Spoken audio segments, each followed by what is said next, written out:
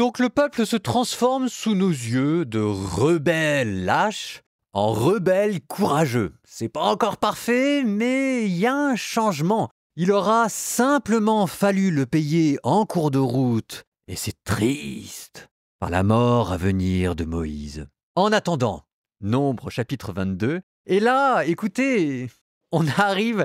Enfin, j'adore ce passage. Vous savez, il y a des passages qui sont bizarres parce que, à multiplier les règles de pureté, de sainteté, de sacrifice, on se dit, mais enfin voilà quoi. Alors on essaye de trouver un sens. Et on le trouve, parce que c'est la parole de Dieu. Et c'est vraiment la parole de Dieu. Je ne sais pas si ça on peut le prouver, mais vous sentez bien toute la richesse qu'on a réussi à mettre dedans. Mais il y a aussi des passages dans la Bible qui sont bizarres d'une autre manière. Ils sont bizarres parce qu'ils sont tellement folkloriques qu'on se dit, mais ça sort d'où cette affaire? Et le chapitre que vous allez entendre appartient certainement à cette catégorie. D'un bizarre à l'autre, on reste quand même dans la même ambiance de ces textes primitifs qui vous font voyager par-delà les siècles aux plus grandes intuitions religieuses de l'humanité. L'histoire de Balaam commence.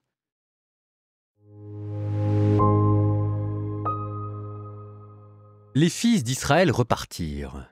Ils allèrent camper dans les steppes de Moab, au-delà du Jourdain à la hauteur de Jéricho. Balak, fils de Chippor, vit tout ce qu'Israël avait fait subir aux Amorites. Moab eut grand peur d'un peuple aussi nombreux. Oui, Moab fut saisi d'effroi devant les fils d'Israël. Alors, Moab dit aux anciens de Madian, « Maintenant cette multitude va tout brouter aux alentours, comme un bœuf broute l'herbe des champs. » Balak, fils de Chippor, régnait sur Moab en ce temps-là. Il envoya donc des messagers à Balaam, fils de Béor, qui était à Pétor au bord du fleuve, son pays d'origine, pour l'appeler. Il lui faisait dire « Voici un peuple qui est sorti d'Égypte. Le voici répandu dans tout le pays. Il s'est installé en face de moi. Viens donc, je t'en prie, et maudis-moi ce peuple, car il est plus puissant que moi. Peut-être alors pourrais-je le battre et le chasser du pays, car je le sais. Celui que tu bénis est béni, et celui que tu maudis est maudit. » Les anciens de Moab et les anciens de Madian s'en allèrent donc munis de cadeaux pour le devin. Ils arrivèrent chez Balaam, à qui ils répétèrent les paroles de Balak.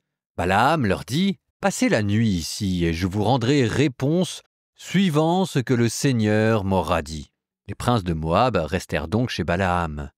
Dieu vint auprès de Balaam et dit « Qui sont ces hommes chez toi ?» Balaam répondit à Dieu « Balak, fils de Chippor, roi de Moab, m'a envoyé dire « Voici un peuple sorti d'Égypte qui s'est répandu dans tout le pays. Viens donc et maudis-le pour moi. Peut-être alors pourrais-je combattre contre lui et le chasser. » Mais Dieu dit à Balaam « Tu n'iras pas avec eux. Tu ne maudiras pas ce peuple, car il est béni. » Balaam se leva de bon matin et dit au prince de Balak « Retournez dans votre pays, car le Seigneur a refusé de me laisser partir avec vous. » Les princes de Moab se levèrent, retournèrent chez Balak et lui dirent « Balaam n'a pas voulu venir avec nous. » Mais Balak envoya encore d'autres princes, plus nombreux et plus importants que les premiers. Ils allèrent donc auprès de Balaam et lui dirent « Ainsi parle Balak, fils de Chippor. Ne refuse pas, je t'en prie, de venir chez moi. Je te comblerai de beaucoup d'honneur, et tout ce que tu me diras, je le ferai. Viens donc et maudis-moi ce peuple. » Balaam répondit aux serviteurs de Balak, « Même si Balak me donnait plein sa maison d'argent et d'or, je ne pourrai transgresser la parole du Seigneur mon Dieu en aucune chose, petite ou grande. Maintenant, je vous en prie, restez ici cette nuit, vous aussi, car je sais que le Seigneur va encore me parler. » Dieu vint auprès de Balaam pendant la nuit et lui dit « Puisque ces hommes sont venus t'appeler, lève-toi, pars avec eux, seulement ce que je te dirai, c'est cela que tu feras. » Balaam se leva de bon matin, sella son ânesse et partit avec les princes de Moab. Mais comme il partait, la colère de Dieu s'enflamma, et l'ange du Seigneur se posta sur le chemin en adversaire, tandis qu'il s'en allait monté sur son ânesse et accompagné de ses deux serviteurs. L'ânesse vit l'ange du Seigneur posté sur le chemin, son épée dégainée à la main. Elle quitta le chemin et prit par les champs. Balaam frappa l'ânesse pour la ramener sur le chemin. Alors l'ange du Seigneur se plaça dans un chemin creux qui passait dans les vignes entre deux murets. L'ânesse vit l'ange du Seigneur et se serra contre le mur, serrant ainsi le pied de Balaam contre le mur, et Balaam se remit à la frapper. L'ange du Seigneur les dépassa encore une fois et se plaça dans un passage étroit, où il n'était possible de dévier ni à droite ni à gauche. L'ânesse vit l'ange du Seigneur et se coucha sous Balaam, qui s'enflamma de colère et la frappa de sa cravache. Alors le Seigneur ouvrit la bouche de l'ânesse, qui dit à Balaam, « Que t'ai-je fait pour que tu me frappes par 3 fois ?» Et Balaam dit à l'ânesse, « C'est que tu t'es moqué de moi. Ah, si j'avais à la main une épée, à l'instant je te tuerais !» Et l'ânesse dit à Balaam, « Ne suis-je pas ton ânesse, celle que depuis toujours tu ne cesses de monter? Ai-je l'habitude d'agir ainsi à ton égard ?» Et il lui répondit, « Non. » Alors le Seigneur dessilla les yeux de Balaam, qui vit l'ange du Seigneur posté sur le chemin, son épée dégainée à la main. Balaam s'inclina et se prosterna sur son front. L'ange du Seigneur lui dit, « Pourquoi as-tu frappé ton ânesse par 3 fois? Tu le vois, je suis venu moi-même en adversaire, car à mon gré ce voyage était précipité. L'ânesse m'a vu, elle, et par 3 fois elle s'est détournée de moi. Si elle ne s'était pas détournée de moi, c'est toi qu'à l'instant j'aurais tué. Mais elle, je l'aurais laissée vivre. » Balaam dit à l'ange du Seigneur, « J'ai péché. Je ne savais pas que tu étais là, posté devant moi sur le chemin. Mais maintenant, si c'est mal à tes yeux, je vais m'en retourner. » Mais l'ange du Seigneur dit à Balaam, « Pars avec ces hommes, mais tu diras seulement ce que je te dirai de dire. » Balaam partit donc avec les princes de Balak. Balak apprit que Balaam arrivait et il sortit à sa rencontre. Il alla à Ar-Moab sur la frontière tracée par l'Arnon à la limite de son territoire. Balak dit à Balaam, « Ne t'avais-je pas envoyé assez de monde pour t'appeler?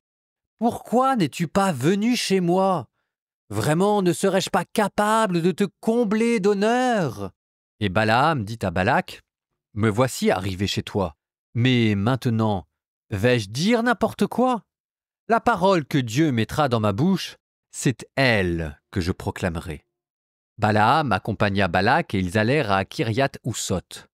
Balak offrit en sacrifice du gros et du petit bétail et en remit des parts à Balaam et aux princes qui étaient avec lui. Le lendemain matin, Balak emmena Balaam et le fit monter à Bamoth-Baal, d'où il pouvait voir une partie du peuple.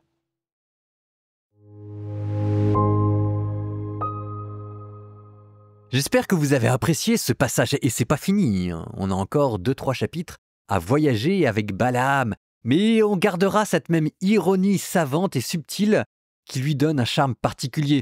Par exemple, le fait que Balaam soit un médium, hein, un homme des visions reconnu et accrédité par Dieu lui-même, et qui n'est même pas capable de voir l'ange du Seigneur qui lui barre la route, et il faut que ce soit son âne qui le lui dise. C'est extraordinaire. Et même cette histoire de colère, on comprend pas très bien d'ailleurs pourquoi est-ce que Dieu se met en colère, alors qu'il lui a autorisé quand même à aller voir Balak. Les commentateurs disent que Balaam s'est mis un peu trop vite en chemin, et qu'il est un peu trop pressé d'aller maudire Israël, et qu'il faut bien que Dieu lui rappelle qui est le patron. Je ne voudrais pas, avec mon commentaire, vous enlever le petit sourire que vous avez eu en entendant ce passage. Je voudrais qu'il reste sur vos lèvres, et donc je voudrais simplement rajouter à l'étonnement un autre étonnement. Et si je vous disais que Balaam avait peut-être vraiment existé, est-ce que ça ne rendrait pas ce passage encore plus truculent? C'est ce passage-là dont on est persuadé qu'il est une sorte de fable et de légende. Et bien comme toujours dans la Bible, quand on regarde du côté de l'archéologie, là aussi on va de surprise en surprise. Et la surprise là nous vient de Der Allah, qui est un site à l'est du Jourdain, dans lequel on a trouvé une inscription en araméen, une des plus vieilles inscriptions araméennes, qui date du 8e, 9e siècle, et dans lequel, miracle, stupeur et étonnement, on nous parle d'un Balaam. Je vous lis le début qu'on a reconstitué. Texte de Balaam, fils de Péor, qui voyait les dieux. Et ensuite, on vous raconte la vision de Balaam, qui voit une déesse qui répand l'obscurité sur la terre. ne sait pas très bien pourquoi, on y a vu la déesse Chagar, ou alors la divinité solaire Samas, et le texte continue. Les dieux sont venus à lui de nuit et lui ont montré une vision selon la parole d'elle et des dieux. Ils ont dit à Balaam, fils de Béor, ainsi fera-t-il. Un malheur surgira, il frappera les hommes et les animaux. Les oiseaux du ciel et les poissons de la terre périront. Et si vous voulez, le consensus maintenant des archéologues dit que derrière la figure biblique de Balaam, il y a probablement eu une figure historique, un de ces anciens jeteurs de sorts antiques professionnels. Alors, est-ce que ça s'est passé comme il est dit dans la Bible?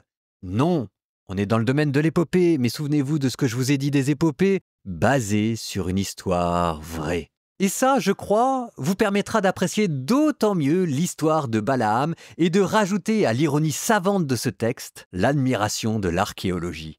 Avant de continuer demain, je vous propose de terminer notre épisode du jour par une prière. Au nom du Père et du Fils et du Saint-Esprit, Amen.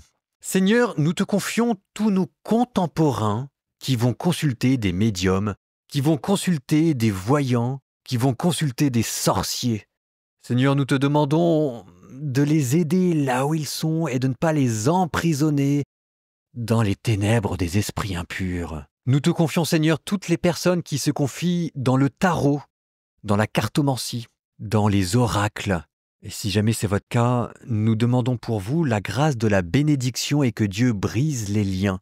Il est le Dieu de la lumière, le Dieu de la vérité, qui parle non pas par énigme, mais par vision claire. Que Dieu vous bénisse, qu'il bénisse nos contemporains qui cherchent comme ils peuvent Dieu là où il n'est pas, qu'il les bénisse au nom du Père et du Fils et du Saint-Esprit.